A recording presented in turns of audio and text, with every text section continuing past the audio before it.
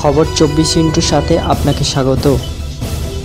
নতুন নতুন খবর জানার জন্য আমাদের চ্যানেলে চোখ রাখুন। নমস্কার, খবর 24 আপনাদের স্বাগত। দর্শক, আজ বৃহস্পতিবার রাজভবনের কর্মসূচি শেষে আরজি করে পৌঁছলেন পশ্চিমবঙ্গের রাজ্যপাল সিবি আনন্দ বোস। প্রতিবাদী ছাত্রছাত্রীদের সঙ্গে মুখোমুখি কথা বললেনও তিনি, দিলেন বিচারের আশ্বাস আর দোষীদের দৃষ্টান্তমূলক শাস্তির কথা বললেন। আজ দুপুরে ঘটনাস্থলে পৌঁছেই আন্দোলনকারী জুনিয়র চিকিৎসকদের সঙ্গে কথা বলেন রাজ্যপাল সিবি আনন্দ বোস। পড়ুয়ারা রাজ্যপালকে ঘিরে ধরে অজস্র প্রশ্ন করতে থাকেন। আরজি করে মহিলা চিকিৎসককে ধর্ষণ ও খুনের ঘটনায় কী পদক্ষেপ করতে চলেছেন তিনি, হাসপাতাল চত্বরে ভাঙচুর নিয়েই বা ওনার বক্তব্য কী?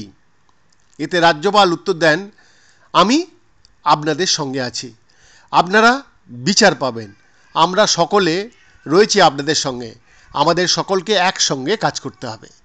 এরপর বিগত কয়েকদিনে বারবার হাসপাতালের নিরাপত্তা বিঘ্নিত হওয়া নিয়েও প্রশ্ন তোলেন কিছু পড়ুয়া।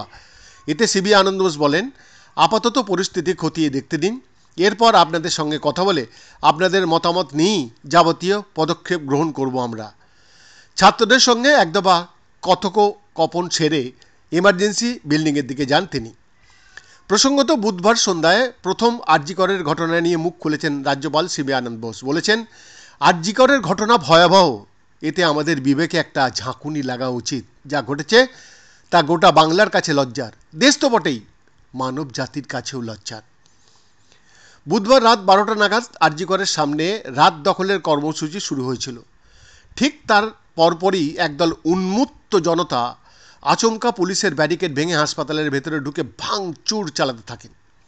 প্রায় আধ ঘন্টা ধরে হাসপাতাল চত্বরে তাণ্ডব চালায় লেটেল বাহিনী। পরে ঘণ্টাখানেকের চেষ্টায় পরিস্থিতি নিয়ন্ত্রণে আনে পুলিশ।